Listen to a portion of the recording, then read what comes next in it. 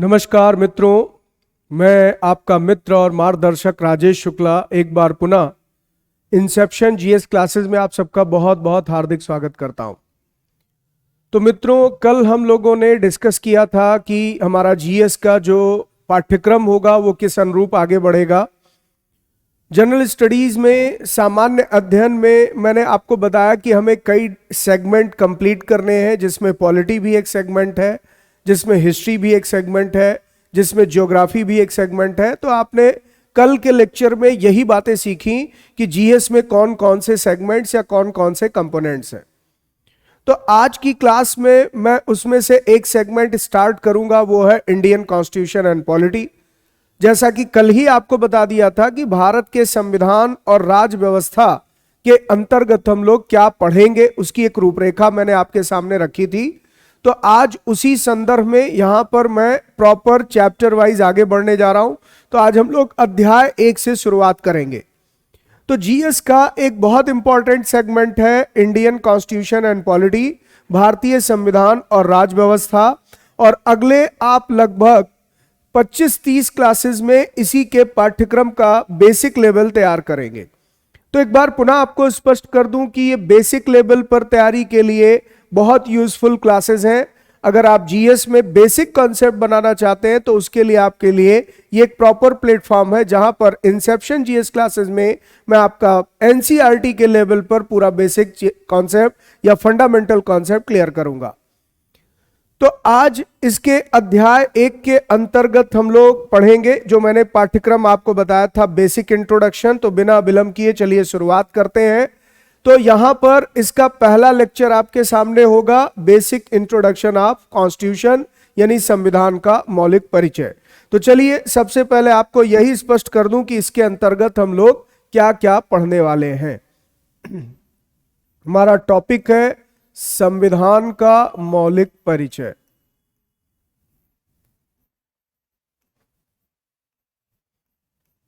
संविधान का मौलिक परिचय।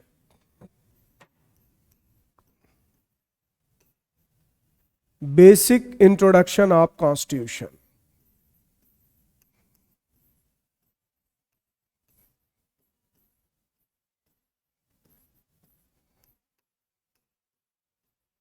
Basic introduction of constitution.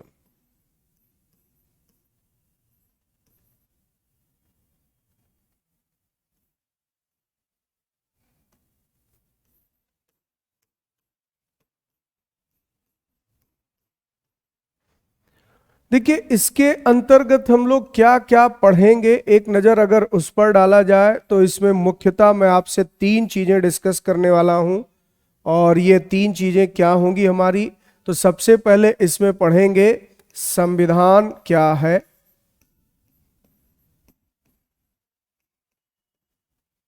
संविधान क्या है, व्हाट इज कॉन्स्टिट्यूशन,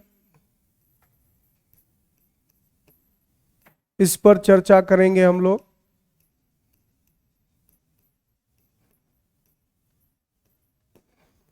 फिर इसके बाद हम लोग बात करेंगे संविधान की हमें आवश्यकता क्यों है। संविधान की आवश्यकता क्यों है।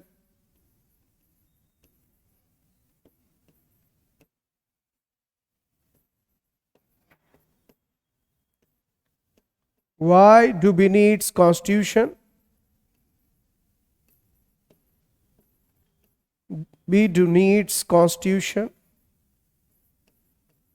इसकी जरूरत क्यों है, इस पर बात करेंगे। और फिर इसके बाद हम संविधान के प्रकार पर चर्चा करेंगे। संविधान के प्रकार। तो ये 3 मुख्य विषय हैं इस अध्याय के अंतर्गत, यानी टाइप्स ऑफ कॉन्स्टिट्यूशन, जिस पर हम लोग बात करने जा रहे हैं।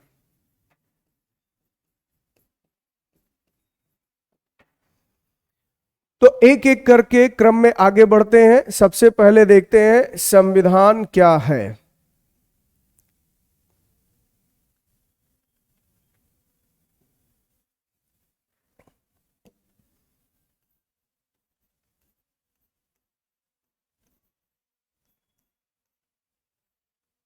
संविधान के अर्थ और परिभाषा पर बात करेंगे।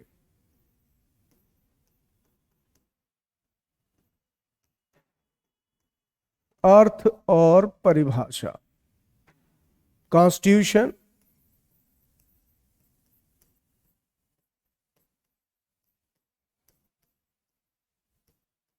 Meaning and definition.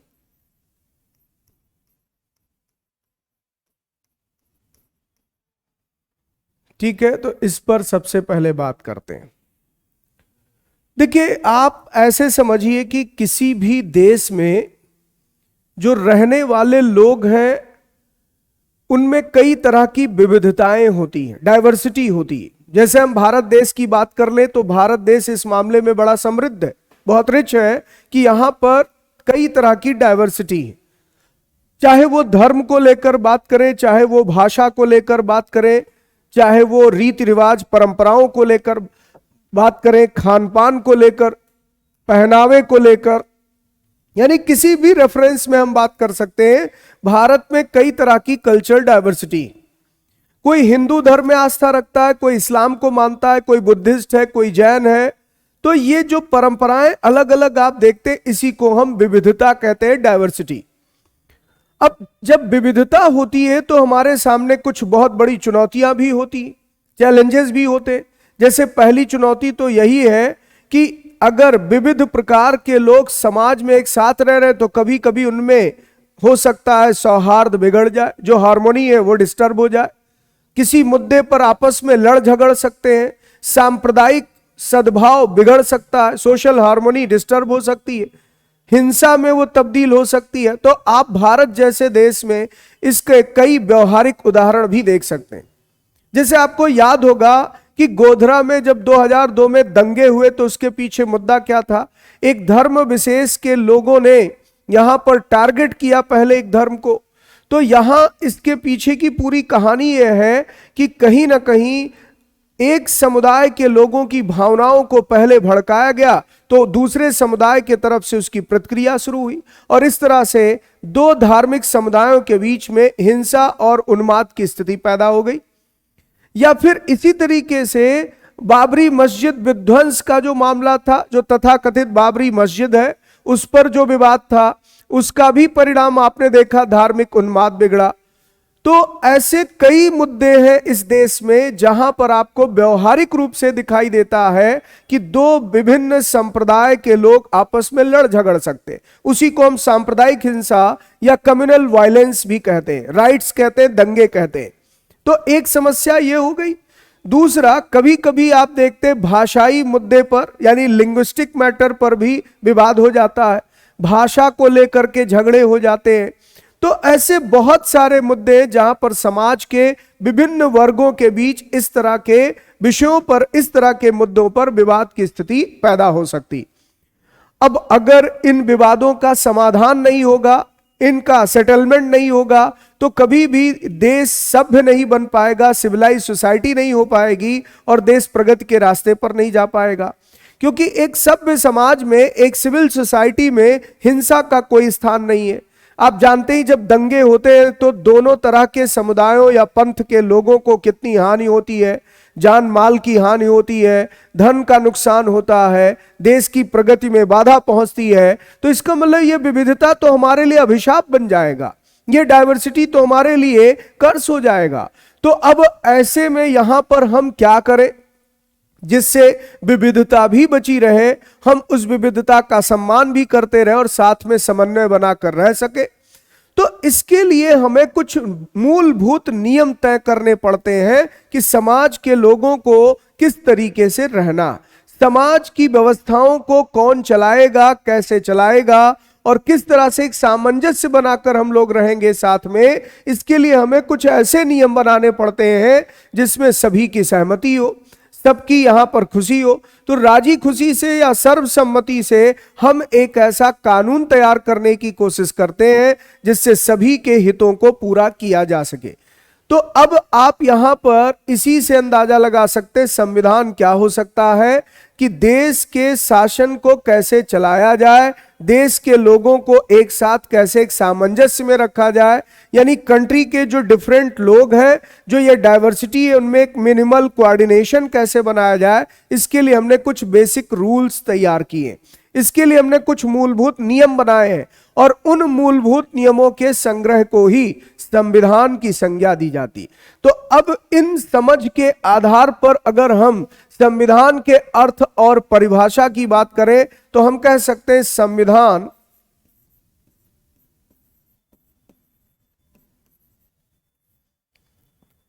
देश की वह मूल विधि है, देश की वह मूल विधि है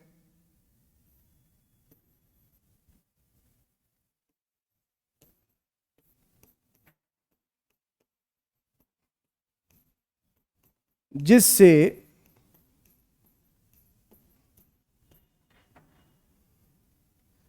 देश शासित होता है, शासित होता है।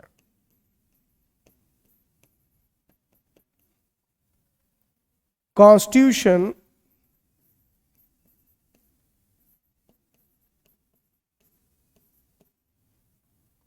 is a fundamental law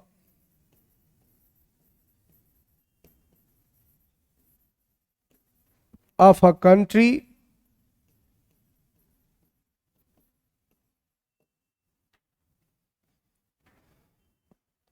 through which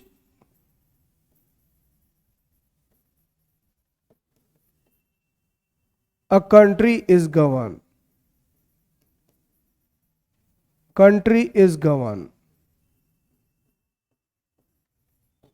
तो एक सामान्य सी परिभाषा यही हुई कि देश के लोगों पर कुछ नियम थोपे गए, कुछ नियम लागू किए गए हैं, कुछ नियमों का हमें पालन करना पड़ता है, वो हमारी सहमति से बना है नियम।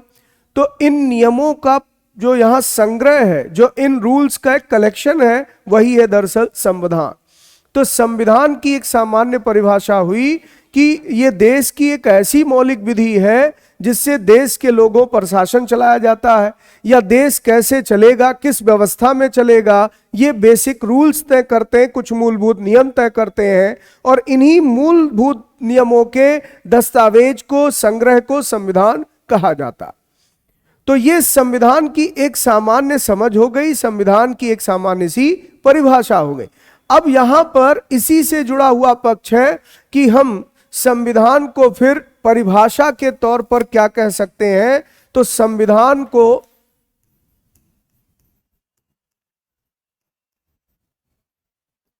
देश की मौलिक विधि कह सकते, ये इसकी एक परिभाषा हो गई।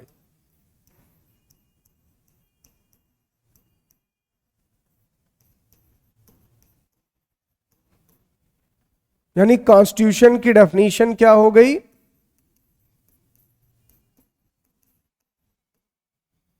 फंडामेंटल लॉ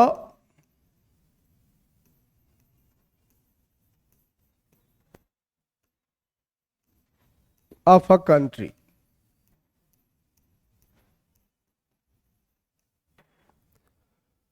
तो देखिए यहां फंडामेंटल शब्द इस बात की ओर इशारा कर रहा है कि देश में बहुत सारे कानून हो सकते हैं। हमारे देश की शासन प्रशासन व्यवस्था को चलाने के लिए बहुत तरह के कानून बनाए गए, बहुत तरह के लॉज, रूल्स, रेगुलेशंस पास किए गए, लेकिन उन सभी में फंडामेंटल, जिसके बेस पर सारी चीजें काम कर रही, जिसके बेस पर देश का पूरा सिस्टम चल रहा, वो फंडामेंटल लॉ कहलाता है संविधान। तो इसीलिए संविधान किसी भी देश के शासन का मूल आधार है। संविधान देश के लोगों को समाज में समन्वय के साथ रहने का आधार है, यानी एक मिनिमल कोऑर्डिनेशन बनाकर सोसाइटी के डिफरेंट लोग एक साथ रह सके, एक राष्ट्र के हिस्से में वो नागरिक के तौर पर रह सके। इसके लिए हमें ऐसे मौलिक कानूनों की आवश्यकता पड़ती है और इसी को हम कहते हैं संविधान। यानी अब जरा आप नोटिस करें कि जो यहां पर लाइन लिखी थी कि हमें संविधान की आवश्यकता क्यों है, तो इसका भी जवाब काफी हद तक यहां से आपको मिल जाएगा। तो पॉइंट है कि हमें संविधान की आवश्यकता क्यों है।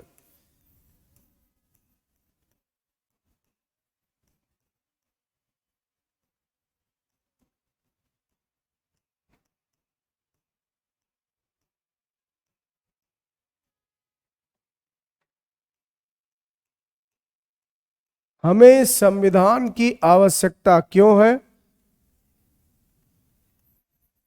Why do we need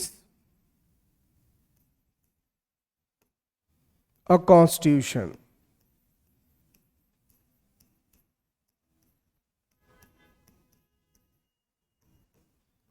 तो इसका सीधा सा जवाब है कि समाज के लोगों में न्यूनतम समन्वय बनाने के लिए,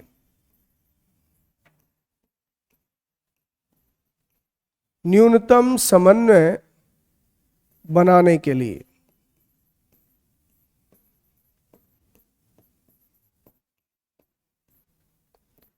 फॉर मिनिमल कोऑर्डिनेशन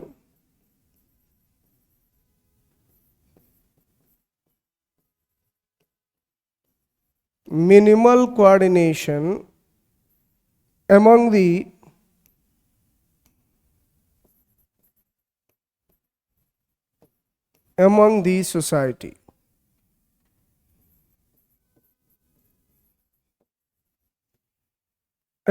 society. तो देखिए, समाज के लोगों में न्यूनतम समन्वय बहुत जरूरी इसलिए क्योंकि मैंने अभी बताया कि भारत में ही नहीं पूरे दुनिया में आप कोई उदाहरण उठाकर देख लें तो समाज में आप देखते हैं कि अलग अलग धर्म, जाति, संप्रदाय के लोग एक साथ रहते हैं। जैसे अगर हम मान लीजिए यूरोप की बात करें तो यूरोप में क्रिश्चियनिटी डोमिनेट करती है, ईसाई धर्म के लोग बहुल संख्या में हैं, लेकिन वहाँ मुसलमान भी हैं, वहाँ हिंदू भी हैं, वहाँ अन्य धर्मों को मानने वाले लोग भी हैं। तो अब ये सब साथ रह सके, उनमें कोई मतभेद की स्थिति ना हो, मतभेद हो तो हम समाधान कर सकें, उसके लिए हमें एक सिस्टम चाहिए, एक व्यवस्था चाहिए। तो भारत में हिंदू, मुस्लिम, सिख, ईसाई, पारसी, बौद्ध, जैन समाज के जो विविध प्रकार के लोग हैं, जो विविध आचार विचार रखते हैं, ये एक साथ रह सके, आपस में इनका समन्वय भी बना रहे, इसके लिए हमें कुछ मौलिक नियमों का पालन करना पड़ता है। यानी ऐसे नियम जो आपके लिए भी लागू होते हैं, हमारे लिए भी लागू होते हैं। तो ऐसे सर्वमान्य नियमों को हम संविधान के रूप में देखते हैं और ये संविधान ही है जो मिनिमल कोऑर्डिनेशन बनाता। दूसरा, संविधान का एक और महत्व यह है कि संविधान राज्य को निरंकुश होने से रोकता है। यानी जो यहां पर देश के शासन को चलाने वाली संस्था है राज्य, तो उसे यह निरंकुश होने से रोकता है। संविधान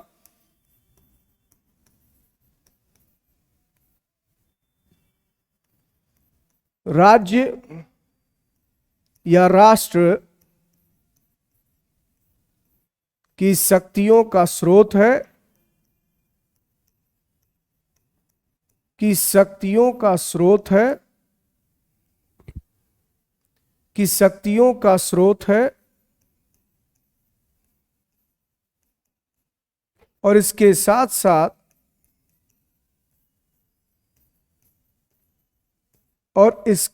साथ ये राज्य को निरंकुश होने से रोकता भी है। राज्य को निरंकुश होने से रोकता भी है।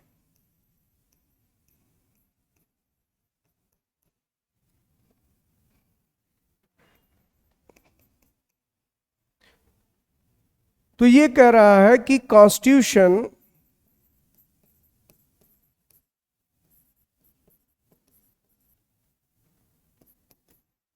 is source of the state and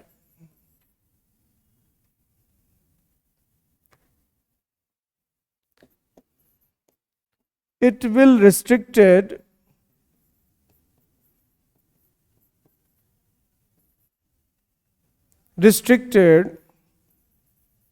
the despotism rule of government.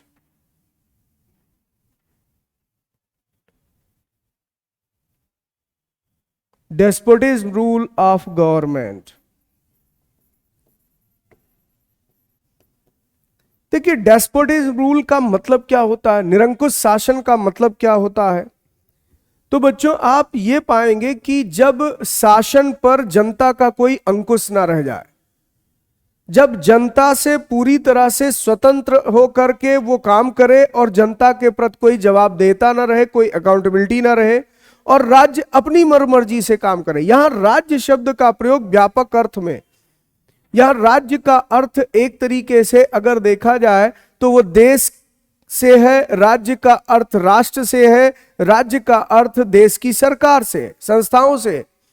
तो जो भी सरकारी संस्थाएं हैं या सरकार के जो अंग है, चाहे वो कार्यपालिका हो चाहे वो विधायिका, ये सब जो देश की नीतियों का निर्माण करते हैं, कानून व्यवस्था चलाते हैं, ये सब राज्य की परिभाषा के अंतर्गत। आगे आप पढ़ने भी वाले हैं कि भारत के संविधान में भी इस तरह की टर्मोलॉजी यूज की गई है, जहां पर आप पाएंगे राज्य को परिभाषित करने की कोशिश हुई। जैसे भारत के संविधान के भाग 3 में, जिसमें आप फंडामेंटल राइट पढ़ेंगे, वहां पर भी राज्य शब्द को परिभाषित किया गया कि राज्य का क्या मतलब है। और ऐसे ही संविधान के भाग 4 में आप देखेंगे जो directive principle of state policy है, इसमें भी राज्य को परिभाषित करने की कोशिश की गई। यानी ये बताने का प्रयास किया गया है कि राज्य क्या है, स्टेट क्या।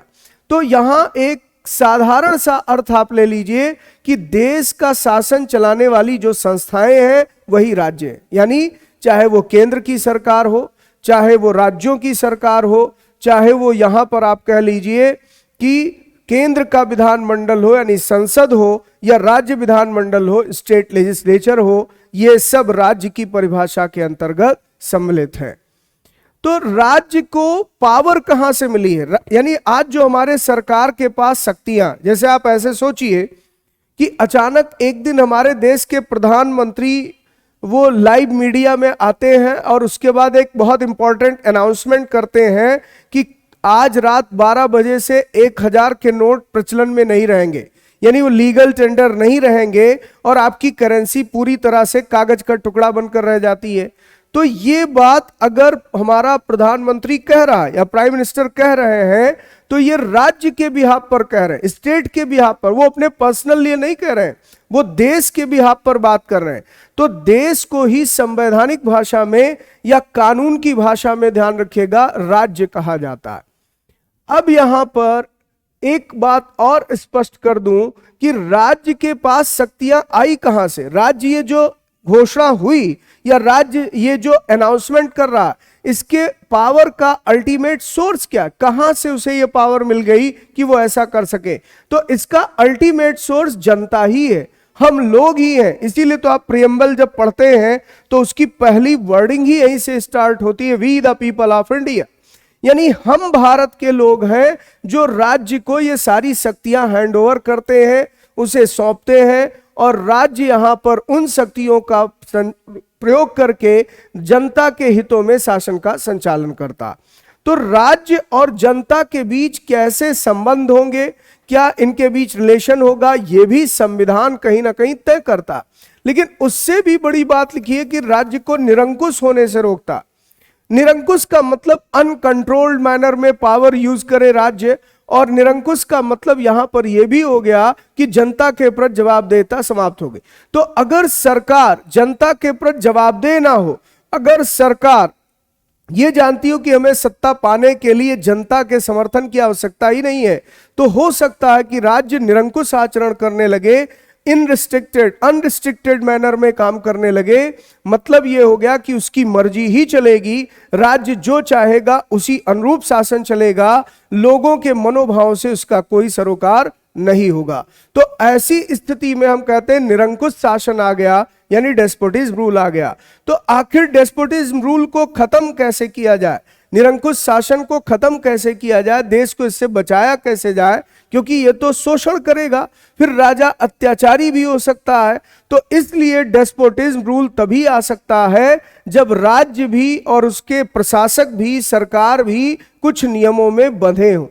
तो संविधान यही काम करता है कि जैसे नागरिकों को कुछ नियमों का पालन करते हुए अपने जीवन का यापन करना है, वैसे राज्य को भी संवैधानिक दायरे में रहते हुए अपने शक्तियों का पालन करना।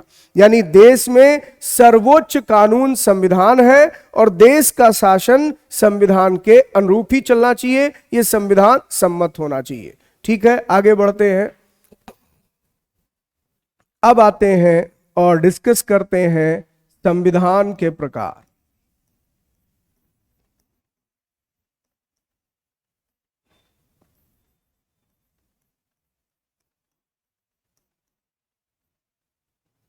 Types of constitution.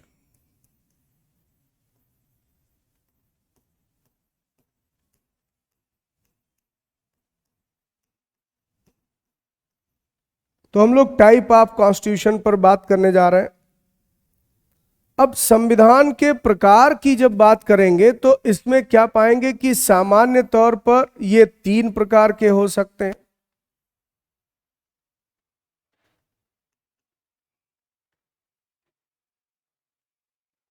इसमें से एक है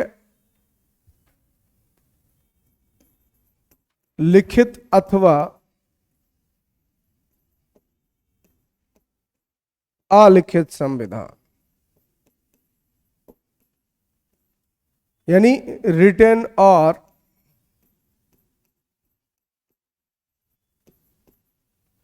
अनरिटन कॉन्स्टिट्यूशन। तो रिटन और अनरिटन भी हो सकता है। ऐसे ही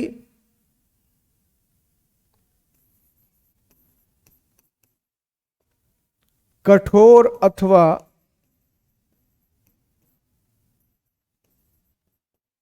लचीला संविधान, यानी रिजिड और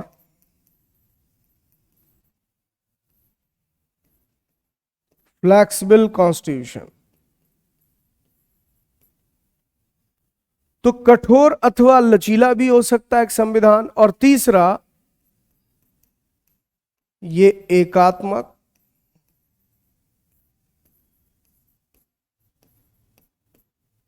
अथवा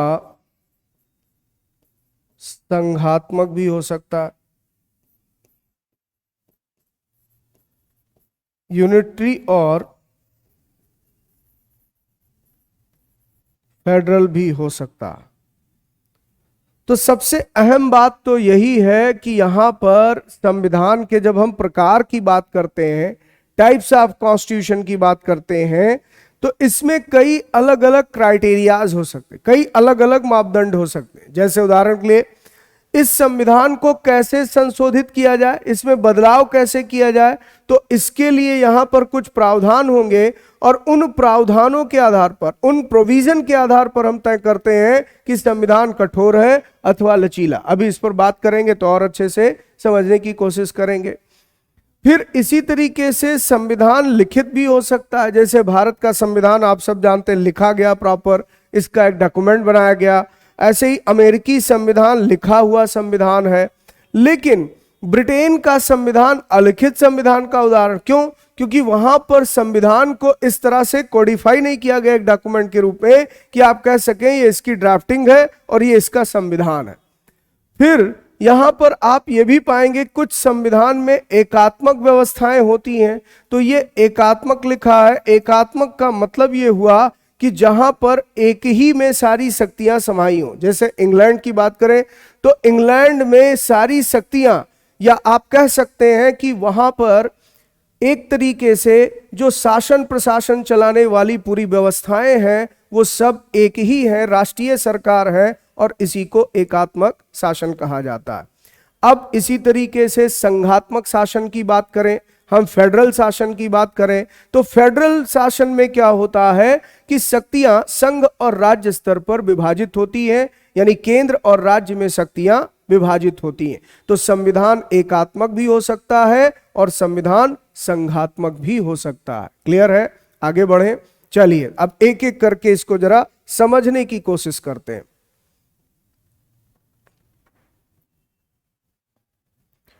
सबसे पहले आते हैं लिखित अथवा अलिखित।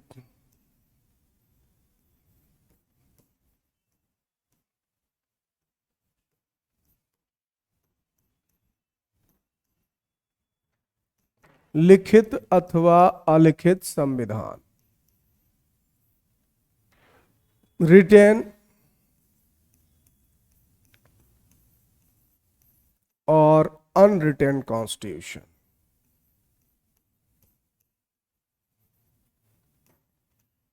Unwritten constitution.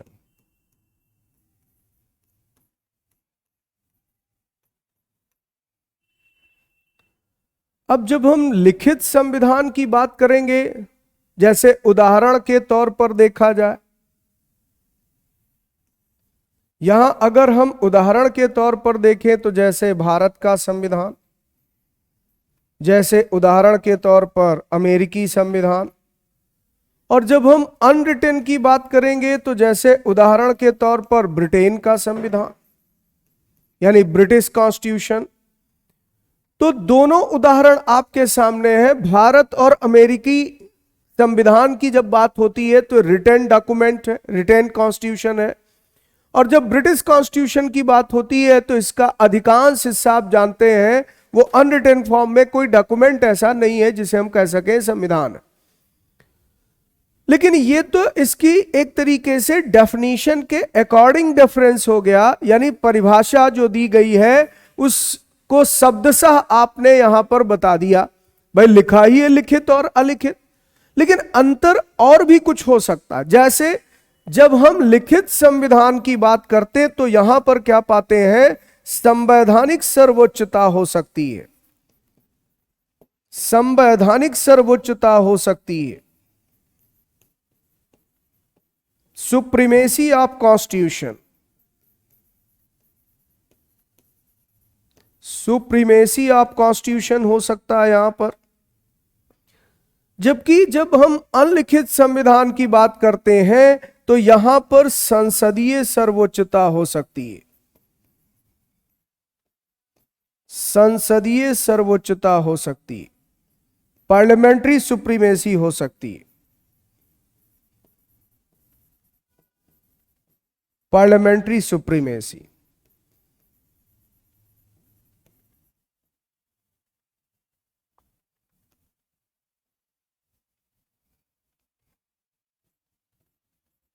पार्लियामेंट्री सुप्रीमेसी हो सकती है। तो मूलतः हमें यही समझना है कि कॉन्स्टिट्यूशनल सुप्रीमेसी और पार्लियामेंट्री सुप्रीमेसी में क्या डिफरेंस है। तो जब हम कॉन्स्टिट्यूशनल सुप्रीमेसी की बात करते हैं तो इसका मतलब जहां पर संविधान सर्वोच्च संस्था, संविधान सर्वोच्च कानून, संविधान शक्तियों का सर्वोच्च स्रोत, ये सारी चीजें मान ली जाए कि संविधान ही सब कुछ है। मतलब ऐसे आप समझिए कि किसी देश में शासन प्रशासन चलाने वाली जो संस्थाएं हैं, शासन के 3 अंग हैं। जब हम गवर्नेंस की बात करते हैं तो गवर्नेंस में आप जानते हैं कि 3 अलग अलग अंगों के द्वारा शासन का संचालन होता है किसी भी लोकतांत्रिक व्यवस्था में। तो एक तो यहां पर एग्जीक्यूटिव बॉडी है, एग्जीक्यूटिव बॉडी है यानी कार्यपालिका है। एक इसी तरीके से लेजिस्लेटिव बॉडी है, लेजिस्लेचर है यानी विधायिका है, और इसी तरीके से एक जुडिशरी है यानी न्यायपालिका। तो 3 अलग अलग संस्थाएं हैं, 3 अलग अलग इंपॉर्टेंट ऑर्गन्स हैं गवर्नमेंट के जो देश का शासन चलाते हैं। तो अब प्रश्न ये खड़ा हो सकता है दिमाग में कि सर न्यायपालिका बड़ी है कि कार्यपालिका बड़ी है कि विधायिका बड़ी, इनमें बड़ा कौन है, किसके पास ज्यादा पावर है? तो आप कहेंगे सर न्यायपालिका में तो सुप्रीम कोर्ट आती है और देश में इसका सबसे सर्वोच्च स्थान है, क्योंकि इसका नाम ही देखिए सुप्रीम कोर्ट। लेकिन इसका नाम केवल सुप्रीम नहीं है, सुप्रीम के साथ कोर्ट लगा, यानी इस हिंदुस्तान में, भारत में जितने भी कोर्ट हैं उसमें सुप्रीम पोजीशन पर सुप्रीम कोर्ट है। लेकिन यह तो नहीं लिखा कि इन तीनों में सुप्रीम है। तो यहां पर यह बताना चाहता हूं कि ना तो कार्यपालिका को हम सुप्रीम कह सकते हैं, ना लेजिस्लेचर को सुप्रीम कह सकते हैं, और ना ही जुडिशरी को, बल्कि तीनों के ऊपर जो कंट्रोल बनाता है या नियंत्रण इन पर रखता है वो कौन है? कॉन्स्टिट्यूशन। कॉन्स्टिट्यूशन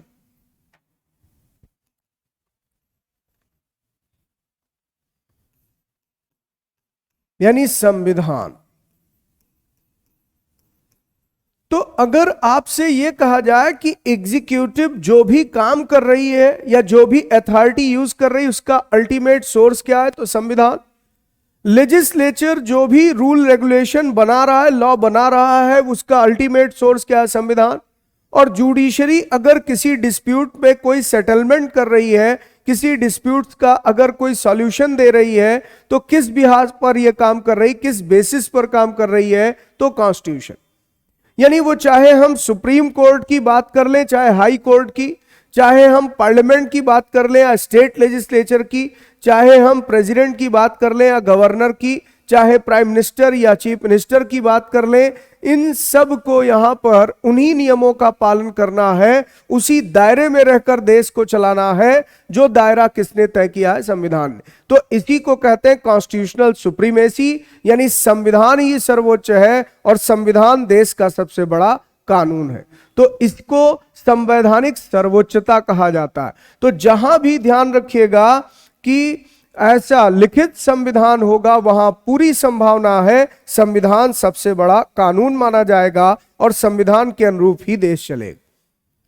लेकिन अब मुद्दा है कि जहां पर रिटन डॉक्यूमेंट है ही नहीं, लिखित दस्तावेज है ही नहीं, वहां पर सुप्रीम किसे माना जाए? तो ऐसी स्थिति में यहां यह मत समझ लीजिएगा कि ब्रिटेन एक ऐसा मुल्क है जहां कोई कानून है ही नहीं, जहां लॉ एंड ऑर्डर है ही नहीं। ब्रिटेन में लॉ एंड ऑर्डर बहुत प्रॉपर है, बहुत अच्छे से काम कर रहा है, और शायद हमारे देश से भी ज्यादा वहां कानून की इज्जत करना लोग जानते हैं। तो इसलिए ब्रिटेन में भी आप कह सकते हैं संविधान सम्मत शासन है, यानी कॉन्स्टिट्यूशन के बिहाफ पर ही वहां का रूल रेगुलेशन है। लेकिन फर्क सिर्फ इस बात का यहां पर आ जाता है कि ब्रिटेन में अगर आप देखें तो संसद जो कानून बना रही है, पार्लियामेंट जो लॉ बना रही, वही वहां पर एक कॉन्स्टिट्यूशनल लॉ की तरह प्रैक्टिस में यूज हो जाता है, यानी वहां के लिए वो अपने आप में संविधान की तरह ट्रीट होता है। तो चूंकि पार्लियामेंट जो लॉ बना रही वही देश के लिए संविधान का आदर्श है, वही देश के लिए मूल कानून मान लिया जाता है, तो हम कहेंगे फिर पार्लियामेंट बहुत सुप्रीम पोजीशन पर है। क्यों? क्योंकि संसद जो नियम तय कर रही, पार्लियामेंट जो रूल रेगुलेशन बना रही, उसको आप कह सकते हैं लेजिस्लेचर के लिए भी वो यहां बाध्यकारी है, और इसके साथ साथ यहां पर जुडिशरी के लिए भी वो बाध्यकारी है। बाध्यकारी मतलब कि यहां पर एक ऑब्लिगेशन लगा दिया गया कि आपको यह मानना ही पड़ेगा। तो तय किसने किया? कानून, संसद ने, और उस कानून के अनुरूप ही सभी लोग काम कर रहे हैं। इसी को कहते हैं, इसीलिए पार्लियामेंट सुप्रीम है। तो ध्यान दीजिए बच्चों, आप कहेंगे कि सर फिर क्या भारत में संसद कोई कानून बनाती है तो उसे न्यायालय नहीं मानेगा या उसे कार्यपालिका नहीं मानेगी? बिल्कुल मानेगी। लेकिन संसद के कानून को बनाते समय, संसद जब कानून बनाएगी तो इस बात का ध्यान रखना पड़ता है लिखित संविधानों में कि जो संविधान में कहा गया उसके अनुरूप वो कानून होना चाहिए, उसके विरुद्ध कानून नहीं होना चाहिए। यहां संविधान पहले से बना है, संविधान में गाइडलाइंस तय कर दी गई कि संसद इस दायरे में इतना ही कर सकता है। अगर संसद के बनाए कानून से संविधान के किसी प्रावधान में असंगति पाई जाती है, इनकंसिस्टेंट हो जाते हैं, तो संविधान के कानून को वरीयता मिलेगी, यानी कॉन्स्टिट्यूशनल लॉ को यहां पर प्रेफरेंस दिया जाएगा। और इसके बहुत सारे उदाहरण भी आप जानते हैं कि कभी कभी संसद के बनाए कानून को लेकर विवाद की स्थिति पैदा हो गई, डिस्प्यूट अराइज हो गया और मामला कोर्ट तक ले जाना पड़ा। जैसे केशवानंद भारती केस देश में बहुत पॉपुलर रहा। तो यह केशवानंद भारती केस बेसिकली क्या था? तो किसी एक पर्टिकुलर लॉ के लीगैलिटी को क्वेश्चन करने की बात थी, लीगैलिटी को क्रॉस एग्जामिन करने की बात, यानी एक कानून बना और इस पर यह प्रश्न खड़ा हो गया कि क्या यह कानून वैध है? क्या हम संविधान में ऐसा अमेंडमेंट कर सकते हैं जिससे मौलिक अधिकारों पर भी गलत प्रभाव पड़े? तो इसी मामले को फिर सुप्रीम कोर्ट में ले जाया गया और सुप्रीम कोर्ट ने एक यहां पर हिस्टोरिकल बेंच बनाकर, देश में आज तक किसी भी मुकदमे में इतनी बड़ी बेंच नहीं बनी। तो केशवानंद भारती केस में काफी अधिक न्यायाधीशों की बेंच बनाई गई और उन्होंने यहां पर एक फैसला दिया। तो यह क्या दिखाता है कि संसद के बनाए कानून पर हम क्वेश्चन मार्क लगा सकते हैं, हम उसे कोर्ट में चैलेंज कर सकते हैं। अब आप कहेंगे फिर तो सर सुप्रीम कोर्ट सुप्रीम हो गई, लेकिन नहीं, सुप्रीम कोर्ट अपने दायरे में सुप्रीम है, न्यायिक मामलों में सुप्रीम है। लेकिन अगर हम नीतियों के निर्माण की बात कर लें, कानूनों के निर्माण की बात कर लें, तो सुप्रीम कोर्ट के पास ऐसी अथॉरिटी नहीं है। यानी सुप्रीम कोर्ट अपने दायरे में रहते हुए, अपनी पेरिफेरी में रहते हुए इंडिपेंडेंटली काम कर सकती है, लेकिन वो देश के लिए कोई पॉलिसी मैटर नहीं बना सकती, देश में कोई पॉलिसी एग्जीक्यूट नहीं कर सकती है। आप ऐसे समझिए, सुप्रीम कोर्ट ये तो आदेश दे सकती है कि अमुक व्यक्ति ने अपराध किया, इसे जेल में डाला जाए, लेकिन जेल में डालेगा कौन? तो उसके लिए पुलिस कर्मचारी है, जेल कर्मचारी है, उसकी पूरी एक व्यवस्था है। तो कार्यपालिका उसके अनुरूप यहां पर उसे अमल में लाएगी। तो कुल मिलाकर के एक बात फिर अंत में आप समझ लें कि जिस देश में लिखित संविधान है ही नहीं, वहां से तो तय ही नहीं हो पा रहा है कि ये कानून क्या यहां पर संवैधानिक कानून से असंगत है। क्योंकि संवैधानिक कानून से असंगति तो तभी देखी जा सकती है, इनकंसिस्टेंसी तभी क्रॉस एग्जामिन हो सकती है, जब पहले से कोई चीज डिसाइडेड हो, पहले से कोई लॉ बना हो कि हाँ इससे इनकंसिस्टेंट हो रहा है। जैसे उदाहरण के लिए मान लीजिए, अगर हम बात करते हैं, एक उदाहरण और ले लेते हैं। मान लीजिए मैं बात करूं कि भारत में मुस्लिम कम्युनिटी पर, मुस्लिम्स पर अगर रिलीजियस टैक्स इंपोज कर दिया जाए। आप ऐसा सोचें कि मान लीजिए संसद में कानून बना और यह कहा गया कि मुसलमानों पर धार्मिक कर लगाया जा रहा है जो इन्हें चुकाना होगा। तो एक पर्टिकुलर कम्युनिटी को, एक विशेष समुदाय को ऊपर धार्मिक कर लगा दिया जाए, रिलीजियस टैक्स इंपोज कर दिया जाए, लॉ बनाकर, इसकी इजाजत नहीं है। क्यों? क्योंकि कॉन्स्टिट्यूशन में यहां पर कुछ चीजें मेंशन है, संविधान में लिखी हैं। जैसे उदाहरण के लिए आप देखें तो जब आप पढ़ेंगे आर्टिकल 27 अनुच्छेद 27, तो आर्टिकल 27 रिलीजियस टैक्स को प्रोहिबिट करता, इस पर प्रतिबंध लगाता है। साफ साफ लिखा है, no person shall be compelled to pay any religious tax. तो आर्टिकल 27 में अगर यह बात लिखी है कि किसी व्यक्ति पर धार्मिक कर नहीं लगा सकते, उसे धार्मिक कर चुकाने के लिए बाध्य नहीं कर सकते, तो यदि ऐसा किया गया, दैट्स मीन कि यह आर्टिकल 27 का क्या हुआ? वायलेशन हो गया, यह अनुच्छेद 27 का उल्लंघन हो गया। और यदि इसका उल्लंघन हुआ तो फिर आर्टिकल 13 के तहत एक जुडिशियल रिव्यू का कॉन्सेप्ट अप्लाई हो जाएगा। अब ये जुडिशियल रिव्यू क्या है? न्यायिक समीक्षा क्या होती है? तो जैसे आपने क्रिकेट खेल में ये टर्म बहुत देखा होगा, बड़ा मशहूर है। एक प्लेयर को लगता है अंपायर ने मुझे गलत आउट किया है, तो वो क्या करता है? रिव्यू मांगता है। उसके लिए आप देखते हैं कि एक इशारा करना होता है फील्ड में प्लेयर को, और थर्ड अंपायर की तरफ ये इशारा जाता है जिससे वो रिव्यू लेते हैं। तो प्लेयर रिव्यू लेता है जब, तो यहां पर वो क्रॉस एग्जामिन करता है कि क्या ये सही फैसला है। तो जब यहां आर्टिकल 27 का वायलेशन हुआ, तो सुप्रीम कोर्ट या जो जुडिशियल अथॉरिटी है वो इसका रिव्यू करेगी कि भाई आपने ऐसा लॉ कैसे बना दिया जो कॉन्स्टिट्यूशनल लॉ का वायलेशन करे। तो अगर आर्टिकल 13 के तहत देखा जाए तो सुप्रीम कोर्ट के पास यह पावर है कि वो संसद के बनाए किसी भी कानून की समीक्षा कर सकती है, जांच पड़ताल कर सकती है, और लगा कि अगर ये किसी कॉन्स्टिट्यूशनल लॉ का वायलेशन कर रहा है, किसी कॉन्स्टिट्यूशनल लॉ से इनकंसिस्टेंट हो रहा, असंगत हो रहा, तो तुरंत यहां पर सुप्रीम कोर्ट उस लॉ को अनकॉन्स्टिट्यूशनल मानते हुए क्वेश कर देगी, और क्वेश का मतलब होता है वो कानून रद्द हो जाएगा। तो जरा आप देखिए कि संसद ने कानून बनाया और सुप्रीम कोर्ट ने उसे क्वेश कर दिया, यह कहकर कि अनकॉन्स्टिट्यूशनल है। तो यहां पर तो लग रहा कि सुप्रीम कोर्ट बड़ी है, लेकिन सुप्रीम कोर्ट भी यहां पर कि तीनों शासन के अंगों में सर्वोच्च नहीं है। हां, अब वो चूंकि हमारे संविधान की रक्षा करती है, हमारे संविधान की अंतिम व्याख्या करती है, इसलिए ताकतवर दिखाई देती है, वो इंडिपेंडेंटली काम करती है, लेकिन उस पर भी कुछ दायरे हैं। अगर सुप्रीम कोर्ट के किसी न्यायाधीश ने मान लीजिए मिसबिहेवियर किया या फिर उसने कोई ऐसे प्रैक्टिसेस किए जो ये प्रूफ कर देता हो कि ये इनकैपेबल यहां वर्क किया गया है, अक्षम कार्य किया गया है, तो संसद को यह अधिकार दिया गया कि वो यहां पर न्यायाधीशों के आचरण की समीक्षा कर सकते। और संसद को लगा कि ये न्यायिक व्यवस्था जो बनी है इसमें न्यायाधीश ने जो निर्णय दिया गलत दिया है, तो महाभियोग द्वारा उन्हें पद से हटा सकते।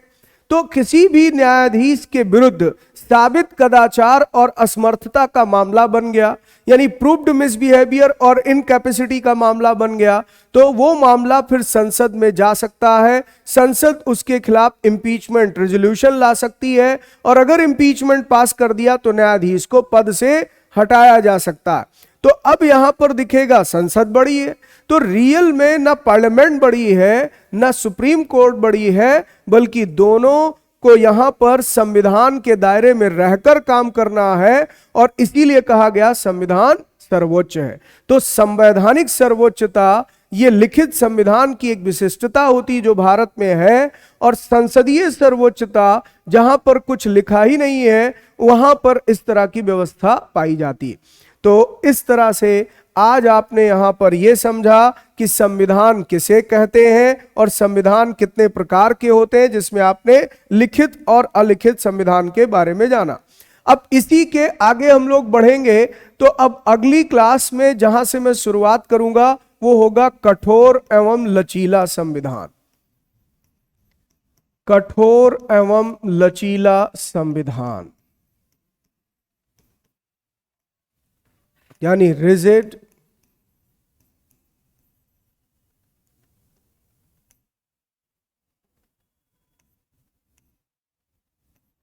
And flexible constitution. Flexible constitution. तो अगली क्लास में बच्चों हम लोग इसी टॉपिक से शुरुआत करेंगे और आपका ये अध्याय समाप्त हो जाएगा। ठीक, तो इस तरह से थ्योरेटिकल फॉर्म में हम लोग बेसिक चीजें क्लियर करते हुए आगे बढ़ेंगे। एक बार फिर आप सबको स्पष्ट कर देता हूं कि इसी थ्योरी को आप डिटेल में पढ़ना चाहते हैं, नोट्स के साथ पढ़ना चाहते हैं, क्योंकि मैं इस सारे टॉपिक पर खुद नोट्स डेवलप करता हूं, अपने हैंड रिटन नोट्स के साथ बच्चों को लेक्चर डिलीवर करता हूं। तो यदि आपकी मंशा ऐसी है कि सर मुझे इसी को बहुत विस्तार से और आपके पूरे कंटेंट्स के साथ पढ़ना है, तो मेरा यहाँ पर एक ऑनलाइन पेड बैच भी होता है, जिसमें मैं आपको जीएस फाउंडेशन से पूरा डिटेल में पढ़ाता हूं, जीएस फाउंडेशन लेवल से एडवांस लेवल तक पढ़ाता हूं। तो यदि आप में से कोई भी अभ्यर्थी इस चीज के लिए इच्छुक है कि सर मुझे जीएस यूपीएससी लेवल तक तैयार करना है, प्रीलिम्स लेवल की तैयारी करनी है, तो अभिनय मैथ्स पर मेरा यहाँ एक नया बैच आ रहा है, जिस पर आप सब जीएस फाउंडेशन बैच ज्वाइन कर सकते हैं।